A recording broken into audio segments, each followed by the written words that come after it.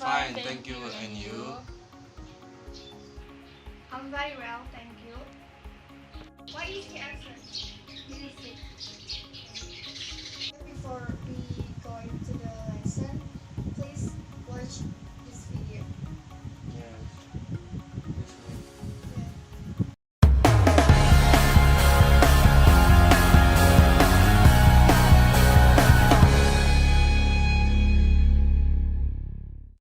Globalization is a widely discussed topic. It is therefore not all that easy to explain such a complicated term in simple words. Let's start from the beginning with the background to globalization. Advances in technology, such as mobile phones, aeroplanes, telephones, and the internet, have made the growth of transport and communication networks possible. Amongst other things, this means that people and countries can exchange information and goods more quickly and in a less complicated way. This process is called globalization. Globalization comes from globe and means the worldwide coming together of countries and nations. Let's look at an example. Companies used to manufacture products in their home countries, just like the companies Profi TV and Supercolor, who produce televisions in country A. Their products are in direct competition with each other, but both companies pay the same salaries and production costs. They have the same customers, use similar suppliers, and sell televisions at similar prices. In short, the same conditions apply to both companies. So far, so good.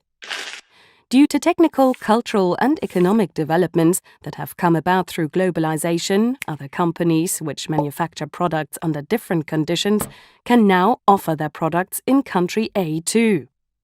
That's why a company from country B can sell televisions here at a lower price because they were produced for less. The local firms Supercolor and Profi TV have to react to withstand the competition. And so the world grows closer together, and there is an active exchange of goods between countries. More affordable products are available for more people. However, not only does an exchange of products and economic goods take place, but also of services, knowledge, cultural goods, and even languages. All of these individual elements are closely linked and influence each other. But where there is light, there is also shadow. Because of globalization and this intense exchange of goods, people and the environment often suffer. If a company decides to move production to an economically disadvantaged country, people in industrialized countries lose their jobs. At the same time, job opportunities open up to many locals in the economically disadvantaged country. Many people in these countries work for very little money in comparison to those in industrialized countries. Therefore, they often remain poor and more often than not do not have sufficient insurance, social insurance, or health insurance cover. A further disadvantage of globalization is ecological problems such as climate change. The use of aeroplanes, ships, and lorries to transport goods over international borders is constantly on the increase. This causes more carbon dioxide to be released into the atmosphere, which, in turn, is the main cause of global warming. Even national environmental standards are ignored. This is a further cost factor in the worldwide international site competition, which should be kept as low as possible to be attractive for a company. There are therefore many sides to globalization which affect almost all aspects of life, causing me to think that the chain of positive and negative effects will continue to grow further. What's important is to realize that globalization itself is neither good nor bad. It just depends how people deal with all the new possibilities in the future.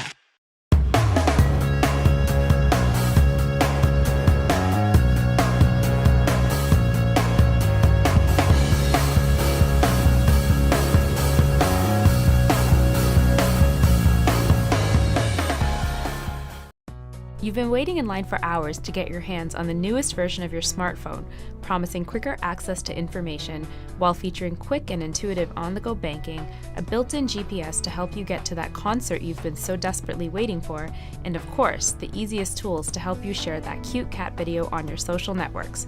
The world is at your fingertips. While our smartphones can easily connect us to the rest of the world, the processes and resources involved in manufacturing, distributing, and selling smartphones to customers are not so simple. iPhones, for example, are the direct result of over hundreds of thousands of people spanning over 19 countries and 3 continents. From concept and design to the differing components and phases involved in the development of the iPhone, these components each have a different development process and are often sourced from a variety of countries. From semiconductors and accelerometers to memory chips and application processors, these parts are all eventually sent to China, where factory workers follow a meticulous 141-step process to assemble an iPhone in less than 24 hours. By the end of 2014, over 70 million iPhones were assembled and shipped to stores across the world. The cross-border production of the iPhone represents just one of the processes of globalization. International communities, organizations, corporations, and individuals are becoming increasingly interconnected through economics, politics, culture, and the environment. The increase of countries opening their borders has promoted substantial proportions of global trade. In economically developing parts of the world, lower wages, relaxed laws, and reduced taxes have made it more profitable for multinational corporations like Apple to manufacture products overseas instead of in their home countries. Undeniably, globalization has helped consumers access a greater diversity of products and services at a lower price and at a quicker pace. Although the idea of increased international trade and faster technological development seems like a pretty good thing, is globalization beneficial to everyone? What is the true cost of achieving that lower price point? Sourcing cheaper labor often results in hiring overseas workers that migrate thousands of miles in search of employment, like the many who migrate to Shenzhen, China, to work for the Taiwanese-owned technology company Foxconn. These deprived workers struggle to feed their families and have difficulty obtaining adequate healthcare because they pull in less than a living wage, earning as low as an equivalent of $1.78 US an hour. Foxconn is frequently in the spotlight for their unethical factory conditions and strenuous work hours, and their unbearable working conditions resulted in 14 workers committing suicide in 2010.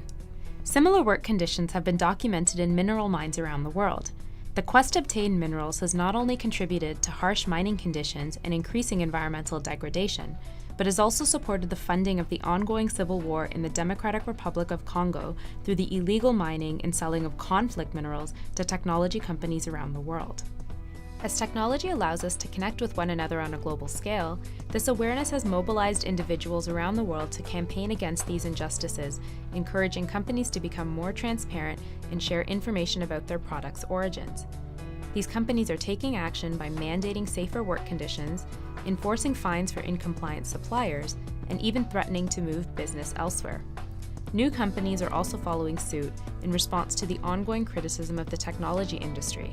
Fairphone, a Netherlands-based smartphone company, is employing these standards by committing to ethics-based production and sourcing methods. So, where do we go from here? It's easy to point the finger at corporations and blame them for the negative social and environmental impacts of smartphone production. But is there something more we can do as consumers? What is our responsibility as part of the global supply chain? The next time you pick up your phone to check out that cute cat video, remember the combined efforts of the people around the world who work to make your phone. The world is truly held at our fingertips.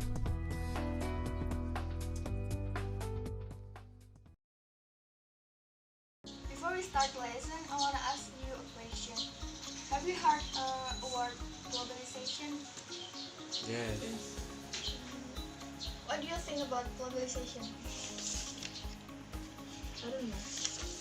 Farhan, what do you think about globalization? I don't know too. Okay.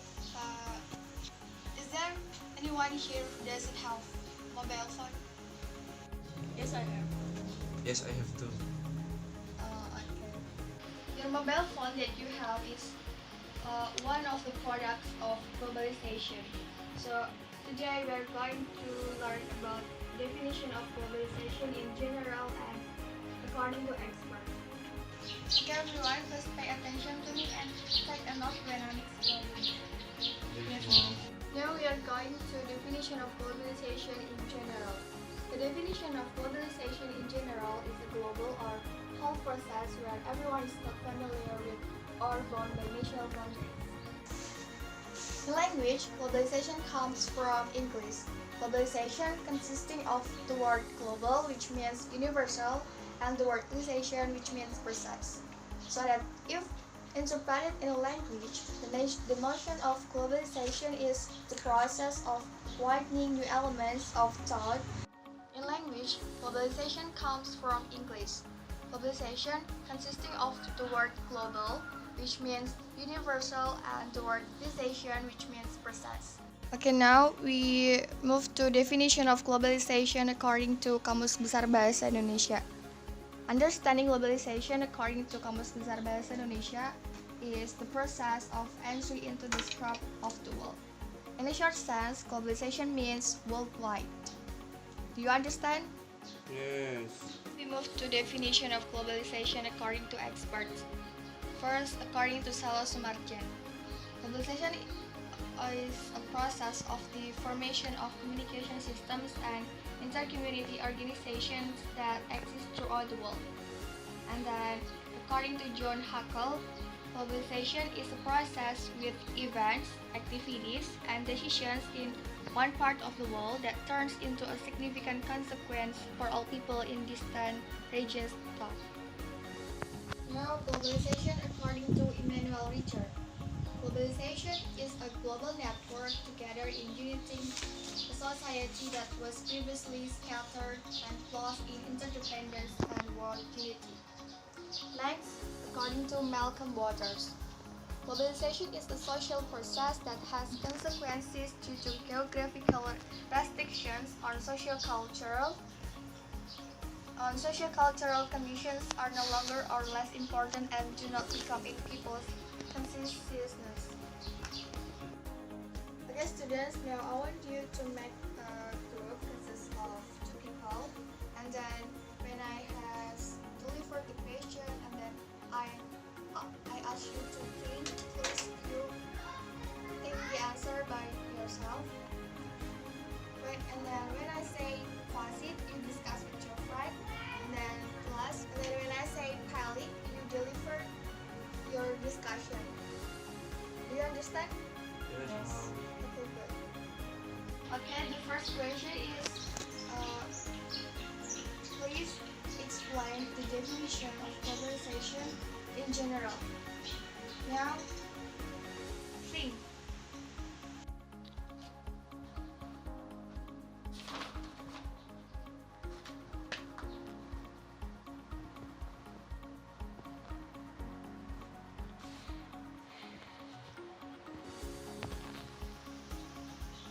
Okay, and then pause it. Two. Who want to answer? Okay. The globalization in general is global or process where everyone is not familiar with or bound by national boundaries. Right. The definition of globalization in general is a global or whole process where everyone is not familiar with or bound by national boundaries.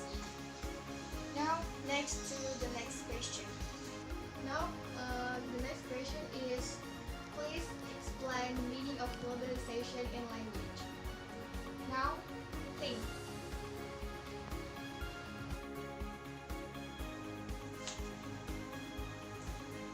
Now, pause it.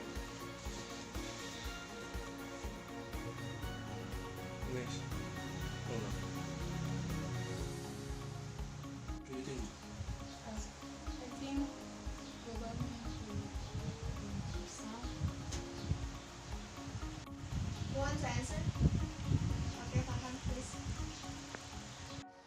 Answer is definition of globalization in language comes from English. The first word is global. The meaning of global is universal and globalization is process. Okay, good job. Okay, good job everyone. I think all of you have understood the meaning of globalization in general and according to experts. Is there any question? If there is no question, let's make a review about today's lesson. Globalization is global or whole process where everyone is not familiar with or bound by national boundaries. And globalization comes from English. The first word is global, the meaning is universal, and the realization, the meaning is process. Okay everyone, I think that's all for today. Thank you for coming.